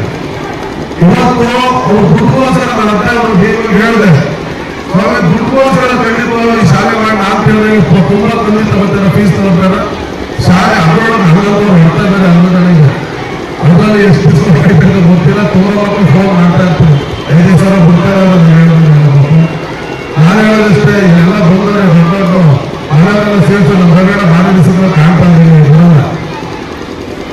ಒಂದು ನಾನು ಹೇಳೋದಷ್ಟೇ ನಮ್ಮ ಅಕ್ಕಂಗಳು ನಮ್ಮ ಮಕ್ಕಳನ್ನ ಬಿಟ್ಟಿದ್ದೀರಿ ಬಂದಿದ್ದೀರಿ ತಂದೆ ತಾಯಿ ಕೂತಿದ್ದೀರಿ ನಿಮ್ಮ ಮಕ್ಕಳು ಆರೋಗ್ಯದ ಬಗ್ಗೆ ಗಮನ ಕೊಡಿ. ನಮ್ಮ ಮುಂದೆ ಡ್ರೈ ಫ್ರೂಟ್ಸ್ ಇರೋದ್ರೆ ನಾನು ಯಾಕೆ ತಿಂತೀರ ಅಂತ ಅನುದಾನ ನೋಡ್ತಾ ಇದ್ದೆ. ನಾನು ಆರೋಗ್ಯ ಡಾಕ್ಟರ್ ತುಂಬಾ ಹತ್ತಿರದಿಂದ ಮಾತಾಡ್ತಾ ಇರ್ತೀನಿ 50 ವರ್ಷಕ್ಕೆ ಬಂದ್ರೆ ಅವ್ರು ಹೇಳೋದು ನಮ್ಮ ಭಾಗದ ಫುಟ್ಪಾತ್ ತಿನ್ನೋ ಅಭ್ಯಾಸ ನೀವು ಇಟ್ಕೊಂಡ್ರೆ ನಿಮ್ಮ ಆರೋಗ್ಯ ಚೆನ್ನಾಗಿರ್ತದೆ. ನೀವು ಅದೇ ಭೂತಾನ ರಾಜಸ್ಥಾನ ಇದನ್ನ ನೇಪಾಳ ಬೇರೆ ದೇಶಕ್ಕೆ ಹೋದ್ರೆ ನಮ್ಮ ಊಟ ಸಿಗಲ್ಲ. ನಮ್ಮ ಊಟ ಅವ್ರು ತಿನ್ನಲ್ಲ. ಯಾಕೆ ನಮ್ಮ ಊಟ ಅವ್ರು ಅಡ್ಜಸ್ಟ್ ಆಗಲ್ಲ. ಬರೀ ನಾವು ಕರ್ನಾಟಕದಲ್ಲಿ ಹುಟ್ಟಿದ್ರೆ ಉತ್ತರ ಕರ್ನಾಟಕದಲ್ಲಿ ನಾವು ಅವ್ರು ತಿನ್ನೋ ಕಾರಣ ನಾವು ತಿನ್ನಲ್ಲ. ಈ ಬಿಸಿಲಾದ ದೇಶದ ಬೆಳೆಯ ಮಾರಾಟನೆ ಇವರಿಗೆ ಕಳಿಸಿದ ಮಕ್ಕಳು ಶುರುವಾಗ್ತದೆ ಕಾರಣ ನೀವಾಗಿದ್ದೀರಿ. ಯಾಕೆ ಮಾತಾಡ್ತಾ ಇದ್ದೀನಿ ಅಂದ್ರೆ ನನ್ನ ಮಗ ಚೆನ್ನಾಗಿರ್ಬೇಕು ಅಂತ ಬಾಲಲ್ಲಿ ಪುಸ್ತಕ ತಿಳಿಸ್ಬೇಕು ಅನ್ನೋ ತಲೆನೈತೆ. ಭಗವಂತನ ಒಳ್ಳೇದಲ್ಲ 2 ತಿನ್ನೋದಕ್ಕೆ ಕೆಟ್ಟದಂತೆ 2 ಪೀಸ್ ತಿನ್ನಕ್ಕೆ ಅಷ್ಟು ಕೊಡುತ್ತೆ. ಕಡಲೆಕಾಯಿ ನಮ್ಮ ಬೆಳೆ ಅಂತ ಅದರಲ್ಲಿರೋದು ಈ ಪ್ರೋಟೀನು ನಮ್ಮ ಕಡಲೆಕಾಯಿ ಮುಂದೆ ಯಾವುದೇನೋ ನೀವು ಅದನ್ನು ತಿಳಿಸ್ಬೇಕು ಅದ್ರ ಗಮನ ಕೊಡಿ. ಸುಮ್ಮನೆ ನನಗೆ bureau report doctor KR Neelkanth, NKS TV4 Krishnarajpet. ಇದಿಷ್ಟು ಈ ದಿನದ ನ್ಯೂಸ್ ಬುಲೆಟಿನ್. ನಿರಂತರ ಸುದ್ದಿಗಳಿಗಾಗಿ ನೋಡ್ತಾ ಇರಿ NKS TV4, ಇದು ನಿರಂತರ ಕಾರ್ಯಪಡೆ.